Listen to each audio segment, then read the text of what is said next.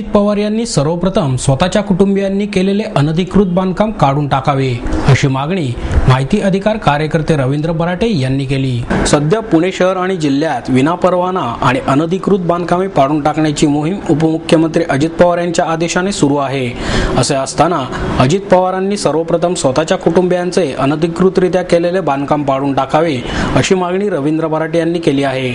मुळशी तालुक्यातील रेहे धरणाकरता पाटबंधारे विभागाने संपादन केलेली 31 गुंठे जमीन चुकीने खात्याच्या नावाने नोंद झाल्याचे कारण सांगून 14 ऑगस्ट रोजी फेरफार अन्वये कमी करून जमीन मूळ मालक महार वतनदार बबन बाजीराव गजरमल यांच्या नावे वर्ग केले आहे। वास्तविक पाहता बबन गजरमल यांनी अद्याप एकही अर्ज पाटबंधारे खात्याला जमीन परत करण्याबाबत केलेला नाही, कारण त्यांना शासनाने 1983 मध्येच पूर्ण नुकसान भरपाई दिलेली आहे। असे असतानाही शर्मिला श्रीनिवास पवार यांच्यावर कायदेशीर कारवाई करणे अडचणीचे ठरेल, यासाठीच हा उपाय करण्यात आला असल्याचा आरोपही बराटे यांनी यावेळी केला।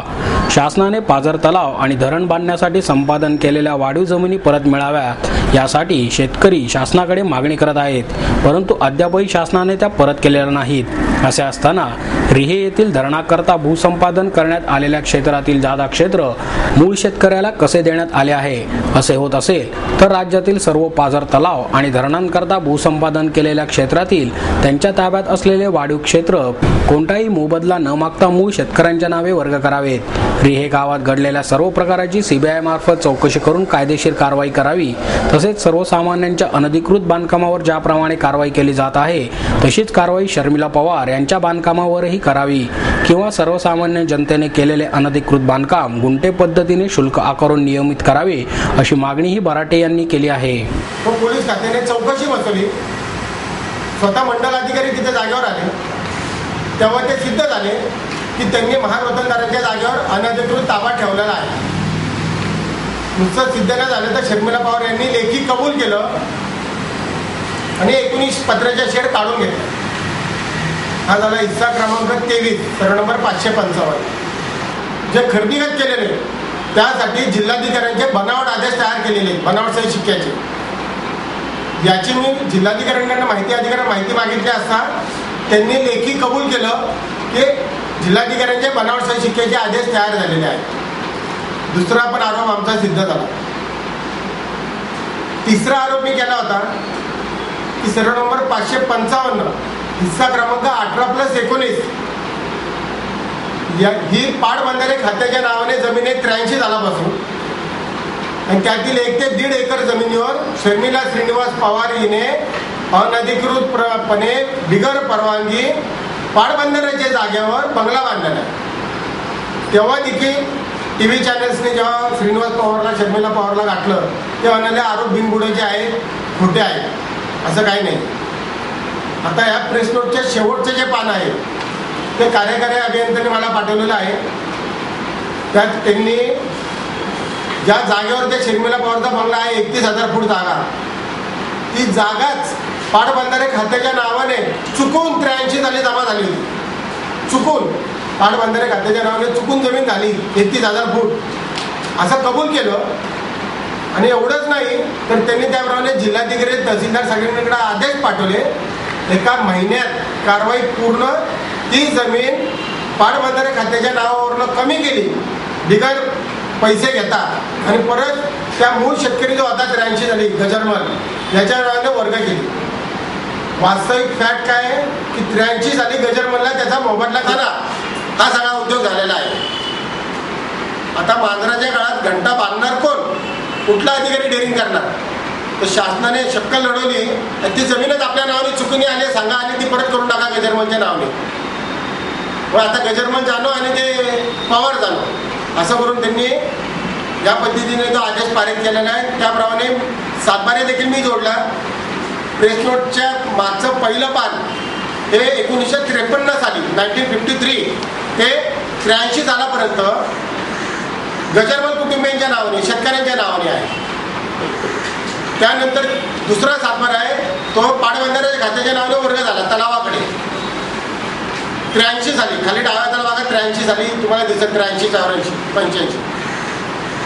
आता त्याच्यानंतर एक फेरफार आहे तो लेटेस्ट आहे 2012 मधला 8व्या महिन्यात।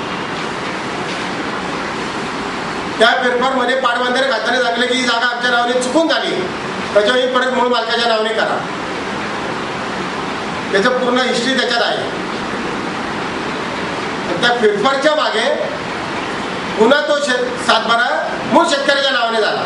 म्हणजे शेतकऱ्याचा सातबारा तलावाच्या नावाने पाटबंधारे खात्याचे पाटबंधाऱ्याचं नाव गेलं आणि परत शेतकऱ्यांच्या नावाने आलं. राज्यात शेकडो बाजार तलावाने धरणं बांधलेली आहेत. प्रत्येक वेळी शासनाने जे क्षेत्र त्यांना संपादित करायचं असतं त्याच्यापेक्षा थोडंसं वाढीव क्षेत्र ते कायम जमा करतात, पहिल्यापासून करतात. कारण का धरणाची उंची कुठपर्यंत येणार आहे, नक्की कसं होणार आहे हे त्यांना एकदम पहिल्या दिवशी कल्पना नसून म्हणून ते थोडं वाढीव क्षेत्र जमा करतात. धरणाची एकदा भिंत पूर्ण झाली की पाण्याची पातळी फिक्स होती.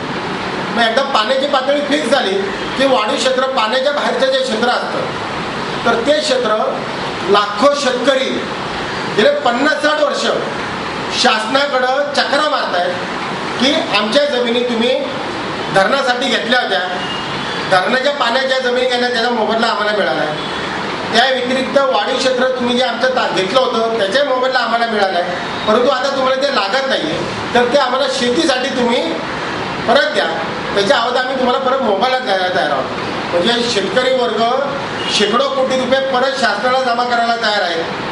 लाखो शेतकरी अशा पद्धतीची जमीन मागतायत. अशा वेळेला शासन सांगतं की सॉरी, ही जमीन एकदा आम्ही भूसंपादन केली की कोणत्याही समवेगाने आम्ही तुम्हाला ती देऊ शकत नाही, आम्ही ती तुम्हाला देणार नाही. पाटबंधाऱ्याच्या नावाने वर्ग झालेली 83 सालची जमीन पुन्हा परत त्याच्या नावाने केली जाते. फक्त दबावतंत्र आहे पवार फॅमिलीचं. अजित पवारांना क्लीन चिट द्यायची आहे की त्यांच्या काळात असं काय झालं नाही पाटबंधारे मंत्री असताना, आणि आता शर्मिला श्रीनिवास पवारने आमच्या जागेत बंगलाच बांधला नाही, त्याच्यावर आम्ही कारवाई करायची काय. परंतु माझी अशी मागणी आहे की अजित पवारच सांगतात की अनधिकृत बिगर परवाना बांधकाम पाडा, रोज पाडतायत. जर तुम्ही लोकांचे पाडताय तर स्वतःच्या वहिनीने सरकारी जागेवर अनधिकृत बांधकाम केलं बिगर परवाना, ते का नाही पाडत तुम्ही पहिलं. तेही ग्रामीण भागातच आहे ना, ते तुम्ही पाडत नाही. लोकांची घरं पाडा, एकदमच सगळी गोरगरीब लोकांची घरं रेग्युलराइज करा दंड करून.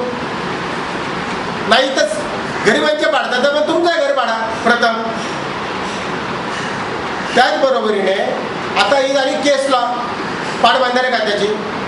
जे 50-60 वर्ष शेतकरी जे लाखो हेक्टर जमीन शासनाकडनं परत मागतायत, त्यांना तुम्ही देत नव्हते जमीन, तर आता तुम्ही आता प्रथा पाडली की शेतकऱ्याला जमीन परत करता येते. मग जे शेतकरी वर्ग आहे त्यांनी आता याची दखल घ्यावी.